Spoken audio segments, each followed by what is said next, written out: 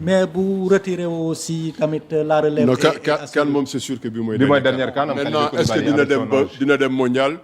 peut-être waaw mondial soreetul. ñu ngi janvier juin suba la. peut-être mun na gunge ji foofu. pour def fi ay mais moom ci boppam ni ma ko xamee. moom xam na ne kaanam. fii ci carton ci blessure ak ci beneen carton bu koy privé de finale comme en 2019. loolu moo ko dal. merci beaucoup doyen Assane Sène ak Mbissane ba tey ñu continuer ci analyse match bi ci débrief bi. waxtaan ci prestation bu équipe bu Sénégal après la prestation de l'axe charnière bi les latéraux. Aujourd'hui moi aussi j'ai été impressionné encore une nouvelle fois par la prestation de El Hadj Malick. Il a été époustouflant. Non seulement il a été très disponible. Chaque fois que ci couloir bi Sadio soxla ko. il n'a pas hésité à venir. Derrière ça sur le plan défensif les quelques duels yi mu am ak n'importe quel Égyptien. war na la ne fii tey wundu du fi naan. gis nañu ay duels ak Mo Salah yoo xamante ne il les a remportés. non il a mangé il a bouffé Salah bon Salah bëreetul woon argument gars yi ñoo ciy jàpp rek. mais Salah ci ban action ngeen ko gis. autant Sadio s'est démené comme un beau diable. autant Salah il a été inexistant. lui il est sur une descendante bu metti comme je dis. affaire bi yow boo waree jouer ji da ngay entraîner. da ngay préparer wu. CAN bi les joueurs c'est un club qu'ils se préparent c'est un club qu'ils s'entraînent. Salah traverse des moments difficiles en club. ba pare dem na ba benn moment au lieu que moom. intellectuellement mu honnête. ne man kat la ma daan defatuma ko. lan moo ma ko teree def naa xool Sadio lu muy def liggéeyaat sur le plan physique ba mun a taxawaat ba mun a dékku lépp. mais non mu dem andi ay problème yuuxu ci àdduna si yëpp waaye li ngeen may def rafetul de toute façon man Liverpool faaletuma leen dinaa dem ànd ak sama dëkk CAN jëli ji trophée bi après dellu si bàyyi leen. ça yow yaay yàlla wala yow yaay kan. alors que amatul xam-xam boobu amatul physique boobu yow liggéeyoo lu war a tax nga fayeeku après da ngeen noo jox en tout cas Sadio defaat na ko Sadio Mané def na ko en club yàgg na ko def en Liverpool. def na ko Coupe d'Afrique finale bi passé 2021 def na ko ci barrage mondial. aujourd'hui Sadio tamit damay war na ko lépp yow. dafa liggéey Sadio dafa liggéey. liggéey fayu ñax jëriñu. nekk jërëjëf loolu mooy Maodo Malick mais Krépin Diatta aussi Mbissane. waaw Krépin Diatta moom xam naa ne. doyen moom gars yi mujj nañ koo tooñ. non même pas sax Mbissane. parce que Krépin aussi loo munti wax. sur le plan défensif. amul benn yoon bu ñu ko malmené. et Krépin même sax benn moment équipe bi jeng na côté gauche. ñu malmené leen dafay compenser ñëw bokk ci digg bi et souvent moom mooy jël bal bi comme je dis man mënu ma reprocher Krépin dara il fait une CAN extraordinaire li may déranger rek mooy de temps en temps li mu ci yokk parce que tout à l'heure jël na ay risques yoo xam ne c'est vrai que moom bal bi soo moomee jële ko fa rek joxe comme ñi ay njublang lañ mu d'accord dem di seeti ji benn dribble bu compliqué bu ma xanteeg waa ji arbitre bu vicieux wala bu xaw a sax ragal mun na bañ a siffler faute. après tu mets ton équipe en difficulté loolu yëpp Krépin wax dëgg yàlla. amul benn adversaire xam nga ko adversaire am. moom ci boppam ak xalaat bu. boo amee lu ñu koy reprocher doyen des fois aussi c'est jeu bu xaw a yéex gis naa ko d'ailleurs ci commentaire yi. mais aussi cette combinaison qu'il doit y avoir entre moom ak.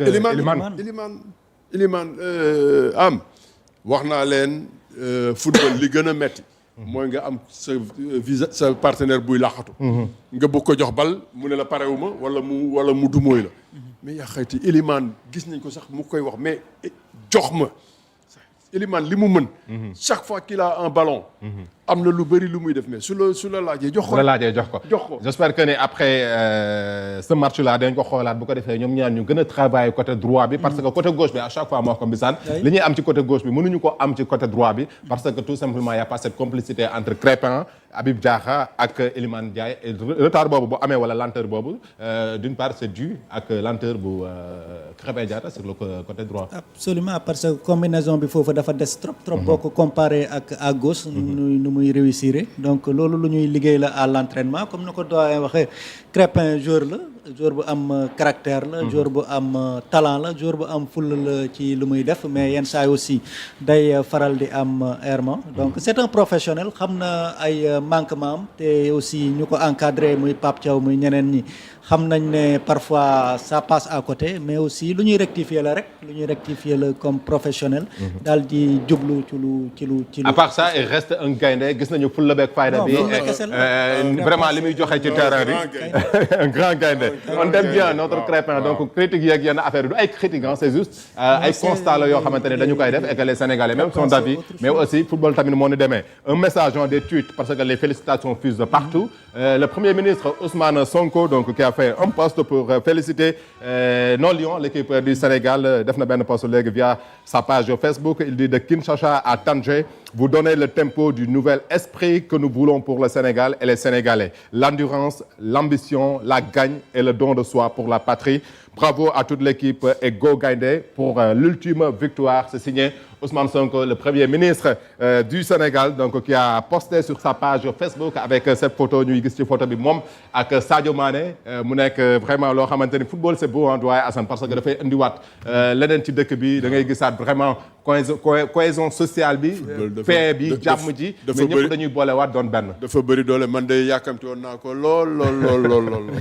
parce que yenn waxante yeeg yenn defante yi vraiment amaluñu benn njëriñ là tout le monde est content tey ñëpp focus ci match bi ñëpp uti ji maillot ñëpp uti ji drapeau ñëpp Sénégal jëm ca kanam yàlla na jàmm yàgg vraiment vive le foot on attend aussi gis nañu le président aussi à chaque victoire du Sénégal moom tamit dafay def poste pour féliciter les Lions donc ñu ngi xool aussi pour xam aujourd'hui ana benn message lay adressé à cette équipe du Sénégal en attendant les internautes aussi qui réagissent avec nous avec beaucoup de commentaires de félicitations pour l'équipe gis nañu vraiment trajectoire bi équipe bi jël depuis le début de cette CAN mu nekk une équipe boo xamante ni le coach Pape Thiaw il gère son équipe c'est vrai que Sénégal match bu nekk ak xarkanam bi muy wane doyen Assane Sène aujourd'hui Mbissane on a vu une équipe du Sénégal avec une facette boo xamante ni grandeur classe sérénité mais un Sénégal patient di xaar à chaque fois bu ñu tabaxee baaxul ñu delluwaat defaraat cette maturité là bi nga xamante ni équipe bu Sénégal am na ko Mbissane Tine je pense que aussi c'est à saluer. Oui c'est la marque des grandes équipes comme nu ma ko waxee. parce que aussi équipe la bi nga xam ne nii fu mu jógee dafa sori. donc fekkee nañ fi ay Bata ay Mongomo ay Tamale ñoom doyen fekkee nañ fi ay Caire 86 ay désillusion succession de désillusion d'échecs yoo xam ne nii mais aussi faut rendre hommage.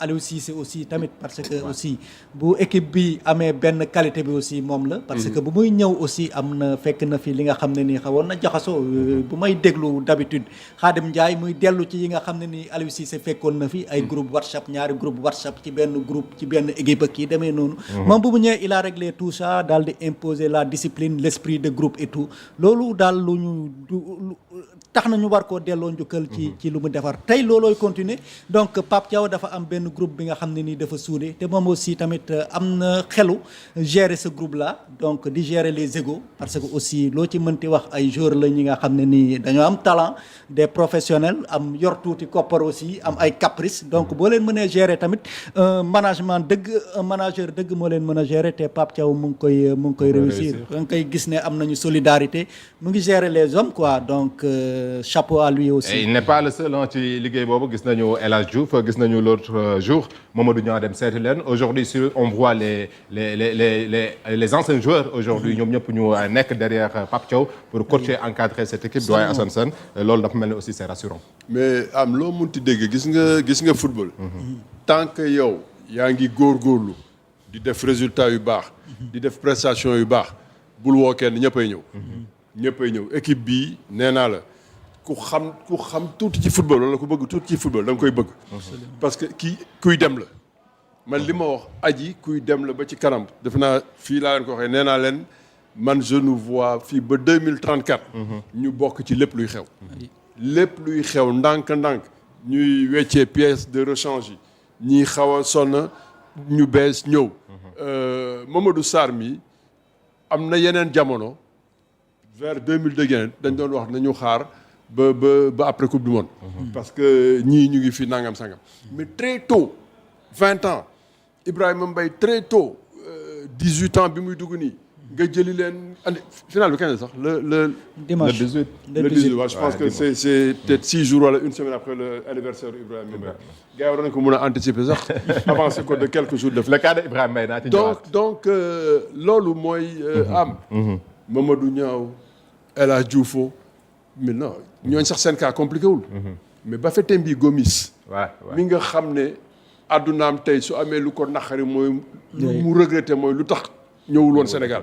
mais tey moo gën a nekk Sénégalais ñëpp. tey ñëw na dem ba entraînement seeti ji gars yi wane ne man Sénégalais laa xëj na ca sama ndaw. juum naa ba France embarqué ma ba nangam mais tey laa gën a nekk Ndiago Casamance wala xaw ma fan. donc ça veut dire que cette équipe là ñëpp dinañ ko bëgg. ñëpp dinañ ko jege si.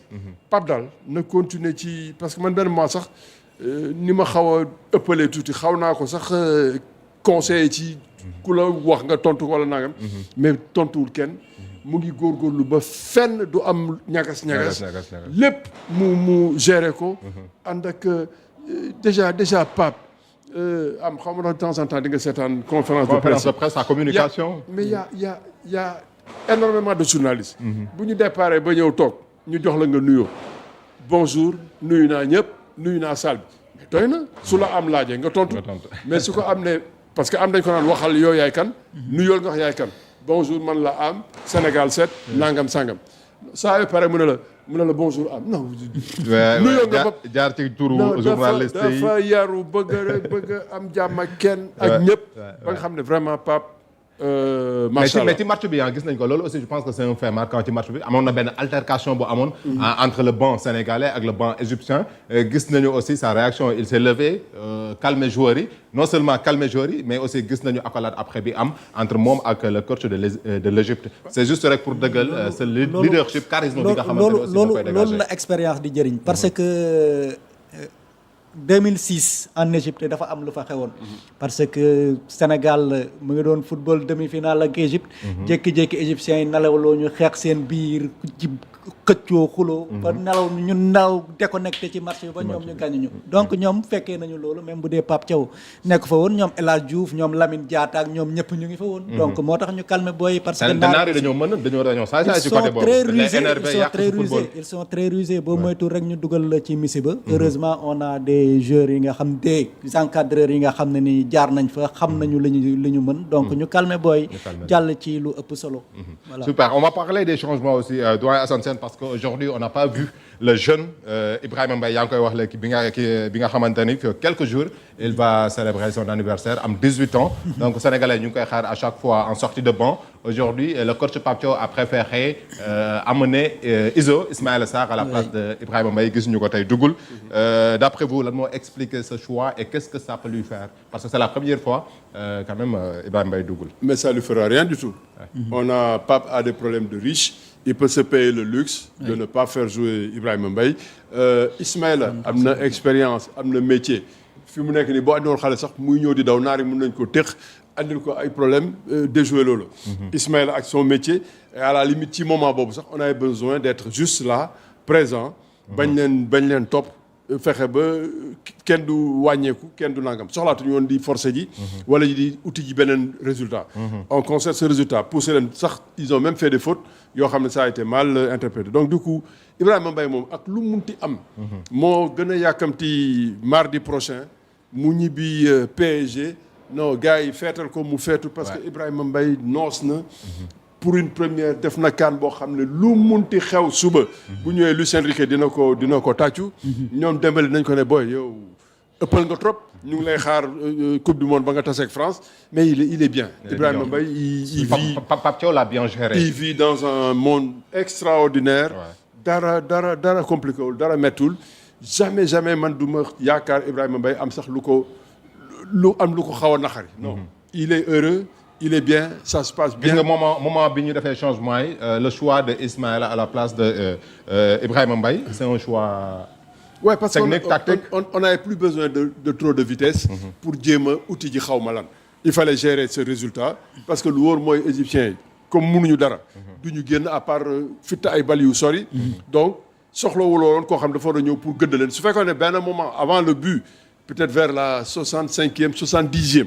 Pape ne xaaral ma uti ji dara. mais il a compris qu'en étant patient ak li ñuy def wax dëgg yàlla bu dee football naafeexul trop. bunt dina ubbeeku. waaw forcément li ñuy def suñ ko bàyyiwul xëcc boobu ñuy def forcément dina mos a dikk ndax du dagg. égyptiens yi def ñu lenn pour suñu xëcc dagg. donc ñun dañuy continuer di xëcc rek xëcc bu daggul dina dikk. xëcc bu daggul dina dikk moo tax aussi xëcc nañu xëcc bi dikk na jaar ci koo xamante ni comme je le dis gis naa internet yi ñuy wax que ni c'est notre héros. Sadio Mané je sais pas ban tour la ñu ko war a dippee xëy na internet yi nañ ma ci dimbali. wala ñu def ko héros national Sadio Mané parce que aujourd'hui encore une fois il a pris le dessus sur Mo Salah. Tuuti jox ma photo Sadio Mané voilà avec sa couronne. mu nekk homme du match Sadio Mané qui a fait vraiment. Une CAN merveilleuse Sadio Mané qui reste le leader technique de cette équipe mais le grand homme qu'il a toujours été gis nañu vraiment Coupe d'Afrique bi nga xamante ni pour une première fois moo ko andil Sénégal mais aussi Sadio comme ni nga wax doyen depuis club muy préparer cette CAN gis naa benn vidéo ñu nekk ni Sadio est en mission am na benn jour joueurs yëpp dañu nekkoon di repos mais Sadio Mané s'est entraîné mu mel ni que ni cette CAN daf ko def affaire personnelle am en tout cas am na loo xamante ni bëggal na ko indilaat Sénégalais avant que muy décrocher et aujourd'hui war nañu ko à travers sa prestation le but qu'il a marqué mais aussi le duel bi nga xamante ne amoon na diggante moom ak Mo Salah mu defaat ko doy sant encore une fois héros national des mots pour Sadio Mané. non Sadio kay xaw ma nu gars yi di xalaatee comme am na ay yenn musée là yu ñuy def ay statues gars yi. waaw je pense qu'en Angleterre Thierry Henry am na loolu normalement France Zidane am na ko. su dee ñun amuñu ñu xarañ ñu ko mun ñu seeti ji ñooñu koy def ñu defal Sadio fii benn musée xaw ma. benn statue musée benn statue dama juum. benn statue buntu stade Maître Abdoulaye Wade. wala xaw ma yéen a koy xam fan nga xam ne ba faw. ba fii laa budda saa yu ñu waxee football. ku fa dem gis ne mais kii kan loolu ñu ne ko kii c'était un certain Sadio Mané boo xam ne deseelul dara Sénégal. donc il le mérite amplement il le mérite largement liggéey na fayeeku na. Salah liggéeyul du fayeeku. En tout cas mu ngi noonu encore une fois félicitations à cette équipe du Sénégal les Sénégalais aussi foo leen mënti nekk fii ci Sénégal ak ci biti réew donc ñu ngi leen di féliciter parce que c'est une victoire boo xamante ne victoire bu neex a neex la. CAN bee passé 8e de finale la ñu toogee woon mu nekkoon lu naqari woon Sénégalais je pense que rectifier nañu le tir en tout cas en accédant donc à cette finale yóbbu seen bopp finale te vraiment wane xarañteef waaye aussi wane football boo xamante ne tey moo ñu indi fii. des na beneen match boo xamante ne ci kanam tuuti la war a tàmbali muy Maroc ak Nigéria ku fa gagné moom la Sénégal di am donc pour la finale ce sera dimanche 18 mu nekk loo xamante ni aussi nañ ci taxaw parce que foofu la ñuy jeexale muy fi mu toll nii qualifié nañ am nañu ay jours pour noppaliku Mbissane war a nag préparer li nga xamante ni moom mooy finale bi soit face au Maroc pays organisateur ou face au Nigéria Mbissane. Absolument nañu préparer final bi yaakaar naa Rabat lañ koy footballé donc nañu teel a préparer wu dem toog xaar ñaar ñi nga xam ne ni ñoo nar a jàmmaarloo léegi ci kanam muy Nigéria ak Maroc donc lu ñuy ñaan rek mooy match bi duré ñu football 120 minutes carton yi bëri rouge yi bëri donc ñu gaañante bëri ay blessé donc nañu diminuer ku ñëw rek baax na quoi waaw. ñun ñu gérer un seul absent du côté du Sénégal notre capitaine Koulibaly qui va malheureusement donc Habib Diarra. et Habib Diarra Habib vu sa prestation d'aujourd'hui je pense que comme li ngay wax rek mooy chance bi Pape Thiaw am ce sera l'occasion d'amener quelqu'un donc doyen Assane foofu laa lay dugalee naka la ñu war a préparer la finale sans notre Kalidou Koulibaly ak aussi bëgg naa nga ñu defal ko benn hommage parce que xam naa ni que ni ça allait vraiment lui faire plaisir de jouer cette finale là bi nga xamante ni c'est une fête malheureusement il va manquer à cette finale mais en même temps aussi Habib Diarra ne sera pas là comment est-ce que le Sénégal doit se préparer pour cette finale waaw ce sera en fonction de kan ngay am ce sera forcément en fonction de kan ngay am donc Pape fi mu nekk ni dinañ teel a daw hôtel à part yuuxu bi ñëpp toog ci ñoo xam fu ñuy toog seetaan match bi xool bu baax adversaire bi ngay am lan lay andi ak lan nga ci xam. ça nous a beaucoup servi ci match bi ñu seetaan Égypte Côte d'Ivoire. loolu tax na extrême concentration bi ñu andi tey. foofu lañ ko jàngatee donc comme je dis encore rek dafa mel ni lépp dañ ñu ko tracé di ñu ko defal ci suñuy match yenn saay ci contrôle bu baax bi dina tax ñu gis lenn lu ñu manqué lu ñu war a yokk. bërki dem matchu Côte d'Ivoire Égypte ñu toog seetaan ko gis ne Ivoiriens yi ñoo saraxe seen match donc ñun il est hors de question ñu sax te Égypte bi boo ko saraxul laara bi naan boo ko joxul dara moom amul dara non mënul jëndi mënul dem donc forcément il faut que nga sarax ko comme tey nag ñun bañ nañ. ne tey moom añ bi maafe kenn du ko saraxe. donc saraxewuñu du ko amuñu dara. final bi aussi duñu ko saraxe. dañuy xoolaat vidéo yi. dañuy étudier équipe yi. xool kan la ñuy am. et bu ñu ko xamee en fonction de ça Pape bon moom déjà benn solution am na ko le remplaçant de Kalidou Koulibaly gis nañ ko Mamadou Sarr. jeune am doole frais sonnagul. Habib Diarra forcément on trouvera son remplaçant. Lamine Camara Pape Matar Sarr que Lamine Camara commence que Pape Matar